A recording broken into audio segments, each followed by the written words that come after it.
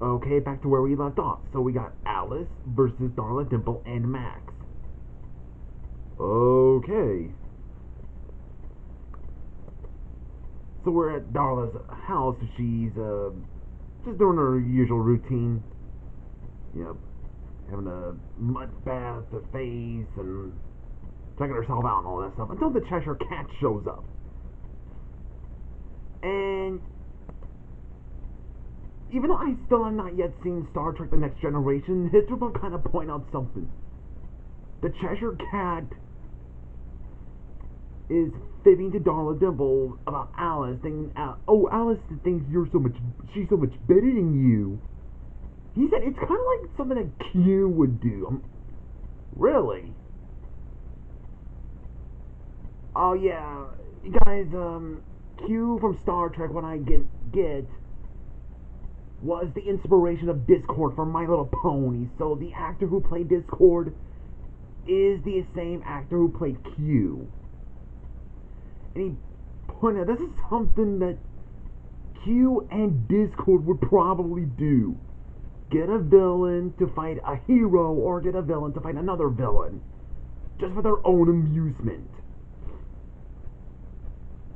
And yet, even I would hate the idea of Moses teaming up with a pony.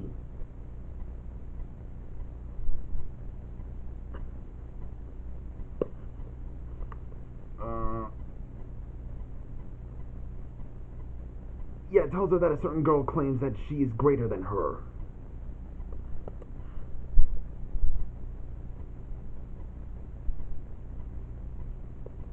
Plus, History did ask CK if he gets to part 2, get Discord to manipulate a villain to fight against a hero. Something called Q-like. There's Alice.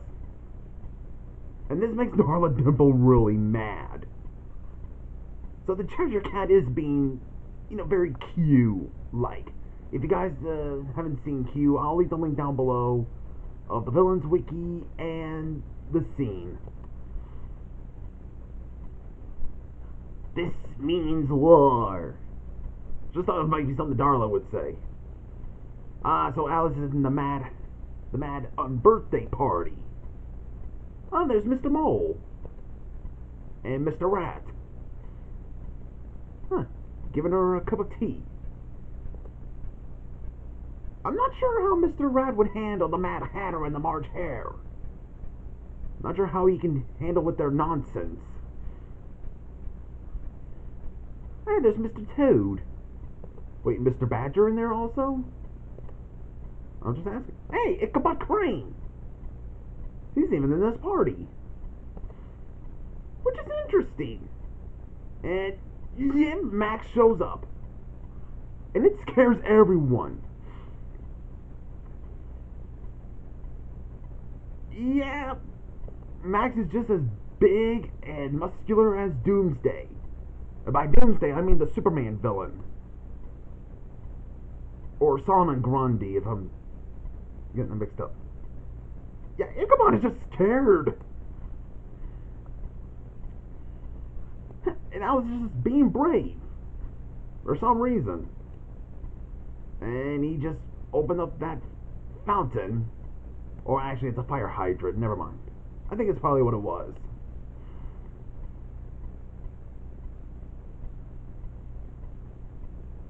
Like, well, see you guys. And now they're getting the heck out of here. Leaving the Mad Hatter and the March Hare behind. Okay. March Hare. Dude, I don't think a cup of tea would help you get out of any situations. Like, giving Max a cup of tea, like, quick, give that giant butler a cup of tea so he'll go away. Yep, Darla, Dimple, and Max wins. Okay, next fight is, Battle of the Native Lands. Yep, looks like Ratcliffe, along with the Colonel and Cortez, arrived to the Native Lands, which is part of North America. And it kind of does make sense. I mean, if you look at the Civil War, American Civil War, it did kind of happen like that. only to get them away so they can make some railroad tracks. Or make some buildings. Dang! Even though Cortez never got to America, but only in South America, Hernan Cortez did massacre a lot of Mayans.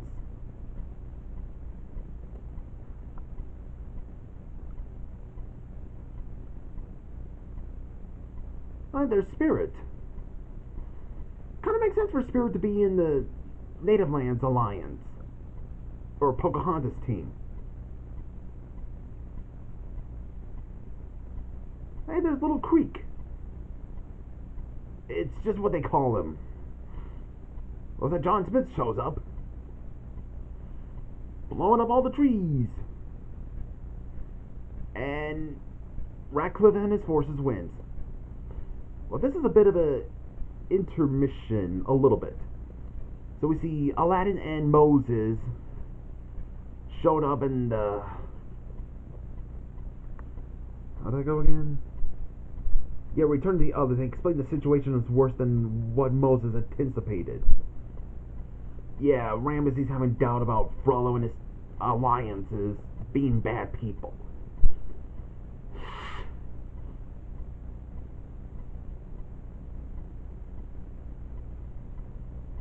If I had any family relatives that working for a very cruel government, I'd be upset too. But then all hell breaks loose. It's actually what it says in the description. So we got Aladdin's crew versus Hades, Eris, and Zigzag. Hold on.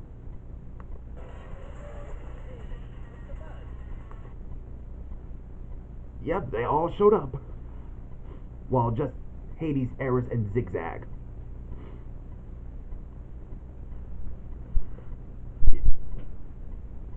Yeah, this is going to be an interesting fight. Looks like they're going to have to defend Moses.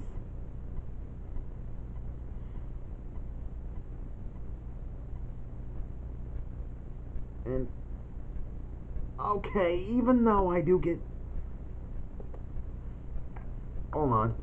Let's get ready to rumble! Hold on.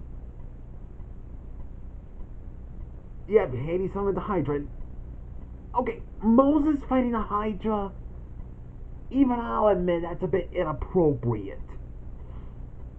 Also, I should probably point out, whenever Moses did appear, History Buff has been beating the dead horse on CK Primeval 7 over the use of Moses. Like, he's been going at it over and over again. But he was not just beating the dead horse. He has been beating it with a beating the dead horse with a dead horse while standing on the dead horse over the Moses bit. And where I did get to understand why it's inappropriate to use religious figures, but at the same time, it really does frustrate me a lot. Because you don't keep beating the dead horse over and over again. You can explain certain things, but you don't keep beating the dead horse over it. I would often at times go all, shut up, I got your point, like that. Yeesh. Hey, Omar's about to do something. Even though I just don't care for Omar, but I'm just glad he's doing something very noble. Only in the climax of the movie he did noble thing. I'm just saying that about time Omar does something nice for the others.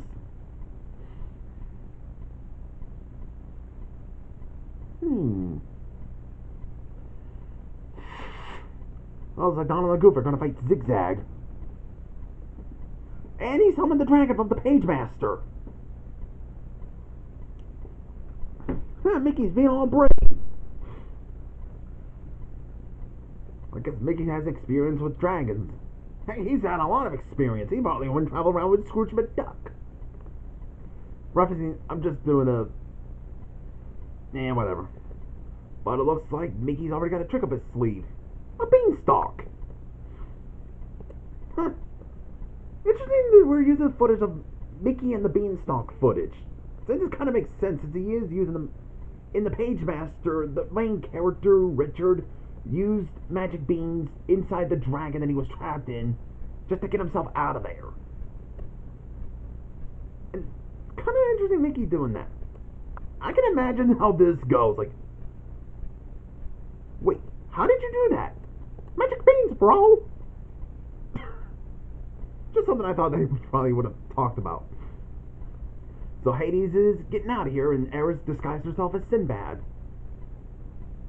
Oh, so this is going to be a rivalry between Sinbad and Aladdin? You know, I always thought it makes sense that these two are alike. They're both from the Arabian Nights stories.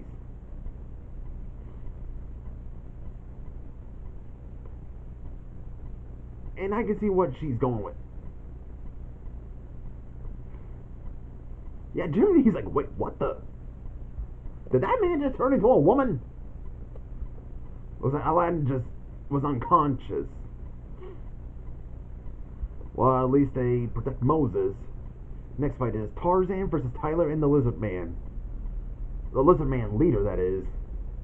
So we see Tyler has arrived to the Lizard Men's fortress. Again, why are they on Earth in Africa? While Tarzan is watching from the sides. Then Tyler arrives. Yep. It's kind of weird how they're on Earth. Oh, even the King Louis monkeys.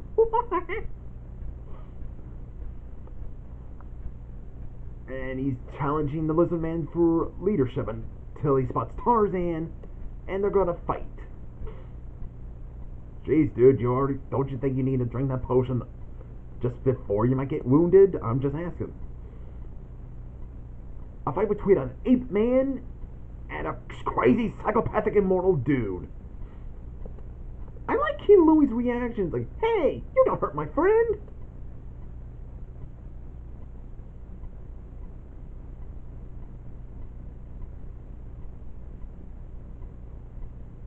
Knock him down.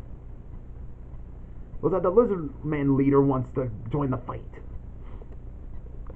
Interesting that his CK's using the footage of Louis doing the I want to be like you as a way of commanding these monkeys to hit Tyler with the Lizard Man with a log with that, whatever.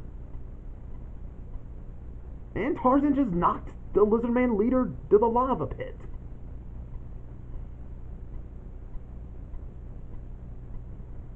That was an interesting fight. I think I'm going to stop right here. I think there's something I got to do. Sorry, guys. I think I'll see you guys in the next part of the video. Also, I should probably point out, I do hope for non-Disney heroes versus villains, we would put, you know, the Holy Land and the Lizard Man onto planet Ouroboros, not on Earth, because I don't get why Earth. So, yeah, that's all I got to say. So see you guys in the next video.